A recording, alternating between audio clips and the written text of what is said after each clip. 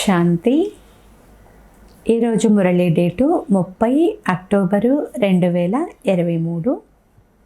బాబా చెప్తున్నారు, మధురమైన పిల్లల్లారా, ఇప్పుడు మీరు చాలా పెద్ద ఓడలో కూర్చుని ఉన్నారు. మీరు ఉప్పు నీటి కాలువను దాటి క్షీరసాగరంలోకి వెళ్తూ ఉన్నారు. మీ లంగరు ఎత్తివేయబడింది అని బాబా అంటున్నారు. ఈరోజు మురళిలోని ప్రశ్న, పిల్లలకు విశేషంగా ఏ విషయంలో అలసట కలుగుతుంది? అలసట కలిగేందుకు ముఖ్యమైన కారణం ఏమిటి? సమాధానము, పిల్లలు నడుస్తూ నడుస్తూ స్మృతి యాత్రలోనే అలసిపోతున్నారు. ఇందులో అలసట కలిగేందుకు ముఖ్యమైనటువంటి కారణము సాంగత్య దోషము. ఎలాంటి సాంగత్యం లభిస్తుంది అంటే తండ్రి చేతిని కూడా వదిలేస్తారు. మంచి సాంగత్యం తేలుస్తుంది అని, చెడు సాంగత్యం ముంచేస్తుంది అని అంటారు. సాంగత్యములోకి వచ్చి స్టీమరు నుంచి కాలు క్రిందికి దించారు అంటే మాయ పచ్చిగా ఉండగానే తినేస్తుంది. అందువలన పిల్లలు సమర్థుడైన తండ్రి చేతిని ఎప్పుడూ కూడా వదలకండి అని బాబా పిల్లలకు హెచ్చరిక ఇస్తున్నారు. పాట, మాత ఓ మాత మీరు అందరి భాగ్య విధాత. ఓం శాంతి. పిల్లల్లారా ఓం శాంతి అని ఆత్మిక తండ్రి ఆత్మిక పిల్లలకు చెప్తున్నారు. దీనిని కూడా మహామంత్రము అని అంటారు. ఆత్మనైనా నా స్వధర్మము శాంతి. శాంతి కొరకు ఏ అడవికి వెళ్ళవలసిన అవసరం లేదు. నేను ఆత్మను, శాంతి స్వరూపాన్ని. ఇవి నా అవయవాలు. శబ్దం చేయడం చేయకపోవడం అనేది నా చేతిలో ఉంది. కానీ ఈ జ్ఞానం లేకుండుట వలన అడుగడుగునా వెతుకుతూ ఉంటారు. దీని గురించి ఒక కథ కూడా ఉంది కదా. ఒక రాణి తన కంఠహారాన్ని తన మెడలోనే ఉంచుకుని ఆ విషయాన్ని మర్చిపోయి నా హారం కనిపించడం లేదు అని హారాన్ని బయట వెతికింది అని ఆ కథలో ఉంటుంది. తరువాత ఆ హారము మీ కంఠంలోనే ఉంది అని ఎవరో చెప్పారు. ఎక్కడ కూడా ఈ దృష్టాంతమును ఇస్తున్నారు. మనుషులు అటు ఇటు భ్రమిస్తూ వెతుకుతూ ఉంటారు. సన్యాసులు కూడా మానసిక శాంతి ఎలా లభిస్తుంది అని అంటారు. కానీ ఆత్మలోనే మనస్సు బుద్ధి ఉన్నాయి. ఆత్మ ఈ కర్మేంద్రియాల్లోనికి రావడంతో అది మాట్లాడుతుంది. మీరు ఆత్మలు మీ స్వధర్మంలో ఉండండి. ఈ దేహిని యొక్క ధర్మాలన్నింటినీ మర్చిపోండి అని అంటున్నారు. పదే పదే అర్థం చేయిస్తున్న కొందరు పిల్లలు మమ్మల్ని శాంతిలో కూర్చోబెట్టండి, నిష్టలో కూర్చోబెట్టండి అని అడుగుతూ ఉంటారు. ఇలా అడగడం కూడా తప్పే. నన్ను శాంతిగా కూర్చోబెట్టండి అని ఒక ఆత్మ మరొక ఆత్మతో చెప్తుంది. అదే నీ స్వధర్మము శాంతియే కదా. నీ అంతటా నీవే శాంతిగా కూర్చోలేవా? నడుస్తూ తిరుగుతూ నీవు నీ స్వధర్మంలో ఎందుకు స్థితం అవ్వడం లేదు? ఎంతవరకు అయితే దారిని తెలియచేసే తండ్రి లభించరో అంతవరకు స్వధర్మంలో ఎవ్వరూ కూడా సెట్ అవ్వలేరు. వారైతే ఆత్మయే పరమాత్మ అని అనేశారు కనుక వారు స్వధర్మంలో స్థితం కాలేరు. ఈ అశాంతి దేశంలో ఇది మీకు అంతిమ జన్మ. ఇప్పుడు మీరు శాంతి దేశానికి వెళ్ళాలి. ఆ తరువాత సుఖధామానికి వెళ్ళాలి. ఎక్కడైతే ప్రతి ఇంటిలోనూ అశాంతి ఉంది, సత్యయుగంలో అయితే ప్రతి ఇంటిలో కూడా ప్రకాశమే ప్రకాశం ఉంటుంది. ఇక్కడ అంధకారం ఉంది. ఇక్కడ ప్రతి విషయంలోనూ దెబ్బలు తినవలసి ఉంటుంది. ప్రతి ఇంటిలో కూడా అంధకారమే ఉంది. కనుకనే దీపాన్ని వెలిగిస్తారు. ఎప్పుడైతే రావణుడు మరణిస్తాడో అప్పుడు దీపావళిని ఆచరిస్తారు. అక్కడ రావణుడు ఉండడు కనుక అక్కడ సదా దీపావళియే ఉంటుంది. ఇక్కడ రావణ రాజ్యం ఉన్నందువలన 12 మాసాల తరువాత తప్పకుండా దీపావళిని ఆచరిస్తారు. రావణుడు మరణించాక మళ్ళీ లక్ష్మీనారాయణుల పట్టాభిషేకం జరుగుతుంది. వారు ఖుషీగా ఆచరిస్తారు. సత్యయుగంలో లక్ష్మీనారాయణులు సింహాసనం పైన కూర్చున్నప్పుడు దీపావళిని ఆచరిస్తారు. అంటే అది పట్టాభిషేకం యొక్క సమయము కావున అందరూ సంతోషంతో దీపావళిని జరుపుకుంటారు. ఇప్పుడు రావణ రాజ్యం పూర్తి అవుతుంది అని మీకు తెలుసు. భారతదేశానికి మళ్ళీ రాజ్యభాగ్యము లభించాలి. ఇప్పుడు ఏ రాజ్యము లేదు, తండ్రి ద్వారా రాజ్యము లభిస్తుంది. అనంతమైన తండ్రి అనంతమైన రాజధానిని వారసత్వముగా ఇస్తారు. బాబా అంటున్నారు, నేను మీకు సదా సుఖ వారసత్వమును ఇస్తాను. మిగిలిన వారందరూ మీకు దుఃఖమునిచ్చేవారే. ఈ సాధు సన్యాసులు, గురువులు, సాధువులు, మామలు, పెనతండ్రులు మొదలైన వారంతా కూడా మీకు దుఃఖాన్ని ఇచ్చేవారే. ఒకవేళ సుఖాన్ని ఇచ్చినా అది అల్పకాలికమైన క్షణభంగురమైనటువంటి సుఖము. ఆ సుఖము కాకిరెట్టతో సమానమైనది. నేను మీకు ఎంతటి సుఖాన్ని ఇస్తాను అంటే మళ్ళీ మీకు ఎప్పుడు దుఃఖం అనేది కలగజాలదు అని బాబా అంటున్నారు. కనుక దేహ సహితముగా దేహ సంబంధాలన్నింటినీ కూడా మర్చిపోండి. ఈ దేహము దేహ సంబంధీకులందరూ మీకు దుఃఖాన్ని ఇచ్చేవారే. వారందరి స్మృతిని వదిలిపెట్టి నన్నొక్కరినే స్మృతి చెయ్యండి అని బాబా అంటున్నారు. ఉదయమే అమృత వేళలో స్మృతి చేయవలసి ఉంటుంది. భక్తి మార్గంలో కూడా మనుషులు ఉదయమే లేస్తారు. ఒక్కొక్కరు ఒక్కొక్క మతం అనుసారంగా ఒక్కొక్క రకముగా చేస్తూ ఉంటారు. బాబా అర్థం చేయిస్తున్నారు, ఉదయాన్నే లేచి ఎంత ఎక్కువ సాధ్యమవుతుందో అంత ఎక్కువగా స్వయాన్ని ఆత్మాని భావిస్తూ నన్ను స్మృతి చేయండి. ఇది తండ్రి యొక్క ఆజ్ఞ. భక్తులు ఒకవైపు భగవంతుడిని స్మృతి చేస్తారు, మరొక వైపు అందరూ భగవంతుళ్ళే, భగవంతుడు సర్వవ్యాపి అని అనేస్తారు. ఇప్పుడు వారు అర్థం చేసుకోరు. ఒకరోజు వారందరూ అర్థం చేసుకొని మీకు మిత్రులుగా అవుతారు. మీ మాట నిజమే అని అంటారు. ఈశ్వరుడు సర్వవ్యాపి అని చెప్పడము తమ నావను మరియు భారతదేశ నావను ముంచివేయడమే అవుతుంది. మరొక విషయము, భారతదేశానికి స్వరాజ్యం అనే వెన్నను ఇప్పించేవారు ఆ తండ్రియే. వారికి బదులుగా వెన్న లభించిన శ్రీకృష్ణుని పేరును ఉంచడం జరిగింది. కనుక భారతదేశానికి వెన్న ఇప్పించగలిగేవాడు కృష్ణుడేమోనని మనుషులు భావిస్తారు. తండ్రి పేరుకు బదులుగా కొడుకు పేరును వేసి చాలా పెద్ద అనర్థం చేసేశారు. ఇప్పుడు పూర్తి ప్రపంచానికి భగవంతుడు కృష్ణుడు కాజాలడు. మనుషులు రావణుని యొక్క మతాన్ని అనుసరించి తమకు తామే శాపగ్రస్తులుగా అయిపోయారు. బాబా నావికుడు, మనమంతా నావలము. మా నావను ఒడ్డుకు చేర్చండి అని గానం చేస్తారు కదా. బాబా అంటున్నారు, ఇప్పుడు మీరు చాలా పెద్ద స్టీమరులో ఓడలో కూర్చుని ఉన్నారు. చంద్రకాంత వేదాంతంలో స్టీమర్ విషయం చెప్పబడింది. అది కూడా ఇప్పటి విషయం గురించి వ్రాయబడింది అని బాబా అంటున్నారు. మీరు స్టీమరులో ఆవలి తీరానికి వెళ్తున్నారు. విషయ సాగరము నుండి అమృతము లేక క్షీరసాగరానికి వెళ్తూ ఉన్నారు. లండన్ నుండి ఉప్పు నీటి కాలువ ద్వారా ఏ స్టీమర్లైతే దాటి వస్తాయో వాటికి బహుమతి లభిస్తుంది. మీరు ఇక్కడ నరకము నుండి స్వర్గానికి వెళ్ళాలి. ఇది విషయ సాగరము, ఉప్పు నీటి సాగరము. మీరైతే ఇప్పుడు పెద్ద స్టీమర్లో కూర్చుని ఉన్నారు. మీరు వెళ్తూ ఉన్నప్పుడు పోర్టు అంటే ఓడరేవు వస్తుంది. అక్కడ కొందరు దిగుతారు, కొందరు ఎక్కుతారు. ఎవరైతే ఆహార పానీయాలకు వెళ్తారో వారు అక్కడే నిలిచిపోతారు. దీనిని గురించి ఒక కథ కూడా తయారు చేయబడింది. కృష్ణునికి బదులు మహారాజు అని వ్రాసారు. అతడు స్టీమరుకు కెప్టెన్.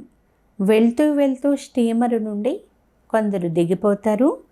అక్కడ మాయారూపి కొండ చిలువ కూర్చుని ఉంటుంది. మహారథులను సైతం అది మింగేస్తుంది. చదువును వదిలేస్తారు. అనగా వారు నిశ్చయ బుద్ధి కలవారిగా లేకపోవడము అని అర్థము. మళ్ళీ సాగరం మధ్యలో పడిపోతారు. పక్షి మరణించింది అనుకోండి, పెద్ద చీమల గుంపు వచ్చి దానిని తీసుకుని వెళ్తాయి. ఇక్కడ 5 వికారాల రూపీ భూతము ఒకేసారి పచ్చిగా మింగేస్తుంది. దీని గురించి పెద్ద కథ వ్రాయబడింది. కొందరు స్టీమరులో కూర్చుని ఉంటారు, గ్యారంటీ కూడా వ్రాస్తారు, తమ ఫోటో కూడా పంపుతారు. తిరిగి ఒకవేళ ఎవరి సాంగత్యం కారణముగానైనా పాడైపోయారు అంటే చదువును వదిలేస్తారు. తరువాత చిత్రాన్ని వారికి వాపస్ పంపేస్తారు. ఈ సమయంలో మాయ చాలా తమో ప్రధానముగా ఉంది. ఈశ్వరుని చేతిని వదిలేశారు అంటే అప్పుడు మీ చేతిని అసురులు పట్టుకుంటారు. ఇలా చాలామంది నడుస్తూ నడుస్తూ చేతిని వదిలి దిగిపోతారు. ఫలానా వారిని క్రోధభూతము, మోహభూతము పట్టుకుంది అని సమాచారం వస్తుంది. బాబా అంటున్నారు, పిల్లలు, మొట్టమొదట మీరు నిర్మోహులుగా అవ్వవలసి ఉంటుంది. మోహము ఒక్కరితోనే ఉంచుకోవాలి. ఇందులోనే శ్రమ ఉంది. మోహపు సంఖ్యలు చాలా ఉన్నాయి. ఇప్పుడు బుద్ధి యోగాన్ని ఒక్కరితోనే జోడించాలి.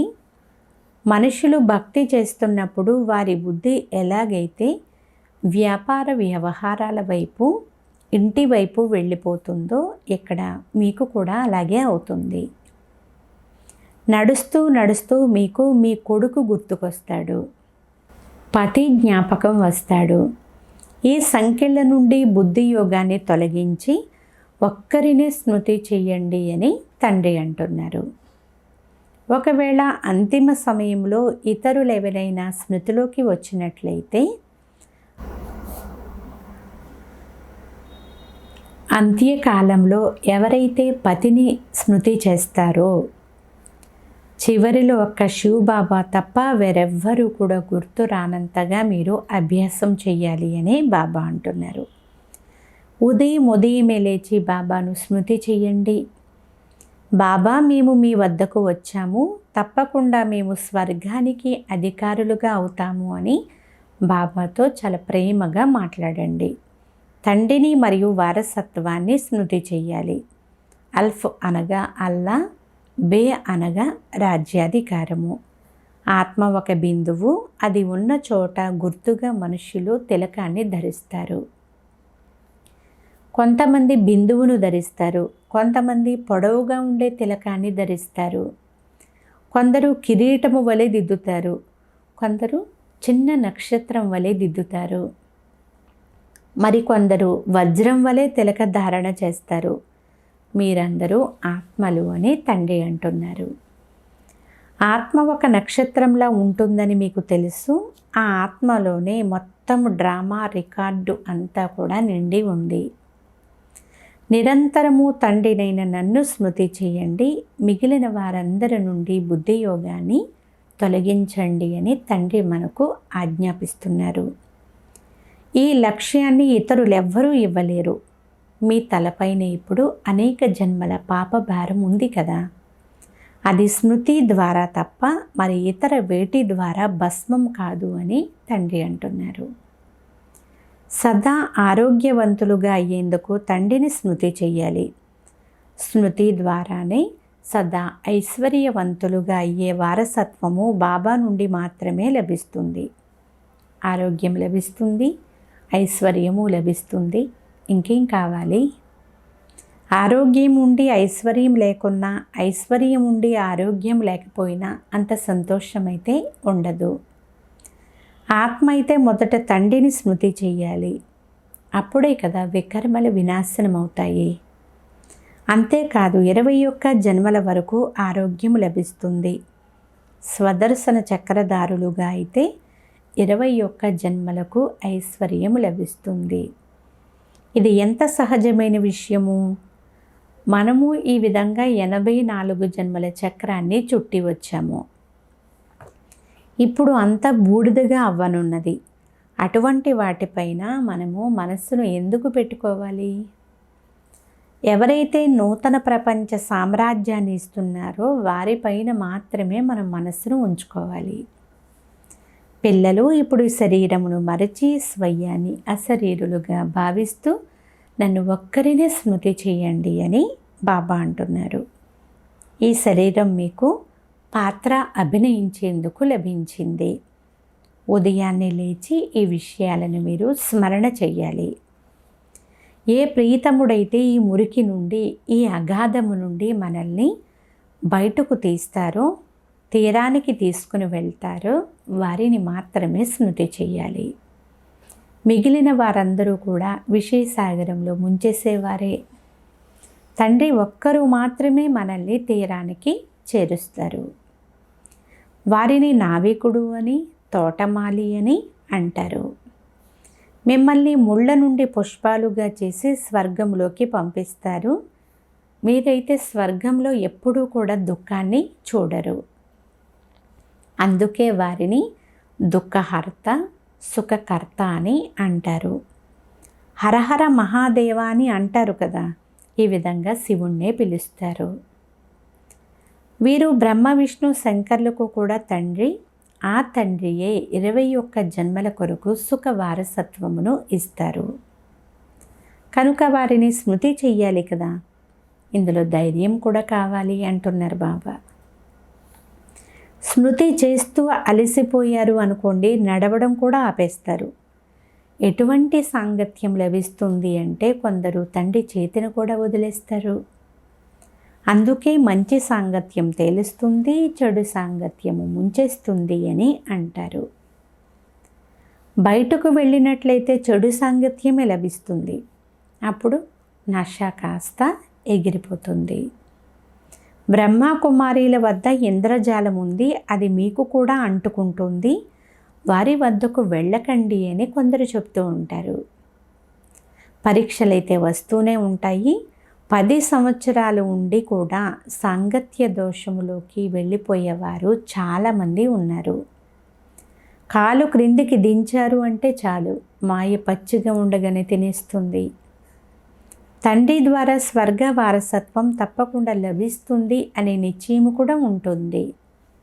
అయినా మాయ ద్వారా పెద్ద పెద్ద తుఫానులు వస్తాయి. బాబా అంటున్నారు, ఇది యుద్ధ మైదానం కదా. అర్ధకల్పం మాయ యొక్క రాజ్యం నడిచింది. ఇప్పుడు మీరు ఆ వికారాలపైన విజయం పొందాలి. రావణుణ్ణి తగులబెడతారు, ఒకరోజు వేడుకలు జరుపుకుంటారు. ఇదంతా కూడా కృత్రిమమైన సుఖము. నిజమైన సుఖము సుఖధామంలో లభిస్తుంది. అయితే ఈ నరక సుఖాలు కాకి రెట్టతో సమానము. స్వర్గములో అయితే సుఖమే సుఖం ఉంటుంది. మీరు సుఖధామము కొరకు పురుషార్థం చేస్తున్నారు. ఇది బాక్సింగ్. ఒకసారి మాయకు విజయము, మరొకసారి పిల్లలకు విజయము లభిస్తుంది. ఈ యుద్ధము రాత్రింబవళ్ళు జరుగుతుంది. కావున ఉస్తాదు యొక్క చేతిని మీరు చాలా గట్టిగా పట్టుకోవాలి అంటున్నారు బాబా. ఉస్తాదు సర్వశక్తివంతుడు, సమర్థుడు. వారి చేతిని మీరు వదిలేశారు అంటే సర్వశక్తివంతుడు మాత్రం ఏం చేయగలుగుతారు? చేతిని వదిలారు అంటే సమాప్తమైపోతారు. స్టీమర్ విషయంలో శాస్త్రాలలో కూడా ఉంది. ఇప్పుడు స్టీమర్ వెళ్తూ ఉంది. ఇక కొద్ది రోజులు మాత్రమే మిగిలి ఉన్నాయి. వైకుంఠం దగ్గరలో కనిపిస్తుంది. ప్రారంభంలో మీరు ఏ విధంగా పదే పదే వైకుంఠ దృశ్యాలు చూసేవారో అలాగే చివరి సమయంలో కూడా మీరు క్షణక్షణము వైకుంఠం యొక్క దృశ్యాలు చూస్తారు. అంతిమ సమయంలో కూడా మీకు చాలా సాక్షాత్కారాలు జరుగుతాయి. ఎవరు ఎక్కడ ఉంటారో, ఎవరు ధైర్యంగా చెయ్యి పట్టుకుని ఉంటారో వారు మాత్రమే అంతిమంలో ఇవన్నీ చూస్తారు. బాబా, మీరు దాసీలుగా అవుతారు, పలానా వారు ఇలా అవుతారు అని పిల్లలు తెలపడం ప్రారంభిస్తారు. మేము దాసీలుగా అవుతామా అని దుఃఖిస్తారు, పశ్చాత్తాపం చెందుతారు. శ్రమ చెయ్యలేదు అనుకోండి, పరిస్థితి ఎలా ఉంటుంది? అప్పుడు చాలా పశ్చాత్తాపం చెందవలసి ఉంటుంది. ప్రారంభంలో మీరు చాలా ఆటపాటలు మొదలైనవి ఎన్నో చూశారు. ఒక పాట కూడా ఉంది కదా, మేము ఏదైతే చూసామో సమయము ఎంతెంత సమీపంగా వస్తూ ఉంటుందో అంతంతగా బాబా అన్ని విషయాలు తెలియచేస్తూనే ఉంటారు. మళ్ళీ చదువు అనేది ఉండదు. అప్పుడు తండ్రి చెప్తారు, నేను మీకు ఎంతగా అర్థం చేయించాను అని. మీరు శ్రీమతం పైన నడవలేదు, అందుకే ఇటువంటి పరిస్థితి ఏర్పడింది. ఇప్పుడు కల్పకల్పము ఈ పదవే లభిస్తూ ఉంటుంది. కనుకనే తండ్రి చెప్తారు, పిల్లలు మీరు పురుషార్థం చేస్తూ ఉండండి, మాతాపితలను అనుసరిస్తూ ఉండండి. కొందరు కుపుత్రులు కూడా ఉంటారు కదా, మాయకు వశమై ఎంతగానో విసిగిస్తారు, సతాయిస్తూ ఉంటారు. వారు చాలా పెద్ద శిక్షలు అనుభవిస్తారు. అలాగే పదవి కూడా భ్రష్టమైపోతుంది అంటున్నారు బాబా. శిక్షలు కూడా పిల్లలు సాక్షాత్కారంలో చూశారు. ప్రపంచంలో అసురీ సాంగత్యం ఉంది, ఇక్కడ ఈశ్వరీయ సాంగత్యం ఉంది. తర్వాత మాకేమి తెలుసు అని ఎవ్వరూ అనకుండా ఇప్పుడే బాబా అన్ని విషయాలు మనకు అర్థం చేయిస్తున్నారు. వినాశన సమయంలో మనుషులు చాలా త్రాహి అని అరుస్తూ ఉంటారు. అంటే రక్షించండి రక్షించండి అని విలపిస్తూ ఉంటారు. మీరు సంతోషం కలిగించే సాక్షాత్కారాలు చాలా చూస్తూ ఉంటారు. వేటగానికి వేట, వేటకు మృత్యువు. ఈ విధముగా మీరు నృత్యం చేస్తూ ఉంటారు. వినాశనం తర్వాత మళ్ళీ మన భవనాలు మొదలైనవి ఎలా తయారవుతాయో ఇవి కూడా మీరు చూస్తారు. ఎవరైతే జీవించి ఉంటారో వారు అన్నీ చూస్తారు. తండ్రికి చెందిన వారిగా అయి వారిని విడిచి వెళ్ళిపోతే వీటిని చూడలేరు అని బాబా అంటున్నారు. అచ్చా, మధురాతి మధురమైన అపురూపమైన పిల్లలకు మాతాపిత బాప్దాదాల ప్రియ స్మృతులు మరియు గుడ్ మార్నింగ్. ఆత్మిక పిల్లలకు ఆత్మిక తండ్రి నమస్తే. ఆత్మీయ తండ్రికి ఆత్మీయ పిల్లల యొక్క ప్రియ స్మృతులు, గుడ్ మార్నింగ్ మరియు నమస్తే నమస్తే నమస్తే. ధారణ కొరకు ముఖ్య సారము. ఫస్ట్ పాయింట్, సమర్థుడైన తండ్రి చేతిని పట్టుకుని ఉండాలి. ఒక్క తండ్రి పైననే మనస్సును ఉంచాలి. ఉదయమే లేచి కూర్చుని స్మృతి చేయాలి. సెకండ్ పాయింట్, సాంగత్య దోషము నుండి మిమ్మల్ని మీరు రక్షించుకుంటూ ఉండాలి. చెడు సాంగత్యములోకి వచ్చి ఎప్పుడూ కూడా మీరు ఈ చదువును వదిలివేయకూడదు. ఈరోజు వరదానము, సంతోషపు గోళీలు లేదా ఇంజెక్షన్ ద్వారా స్వయానికి స్వయమే వైద్యం చేసుకునే నాలెడ్జ్ఫుల్ భవ. బ్రాహ్మణ పిల్లలు తమ జబ్బుకు వైద్యము స్వయమే చేసుకోగలుగుతారు. సంతోషము అనే ఔషధము సెకండ్లో ప్రభావితం చేసే మందు.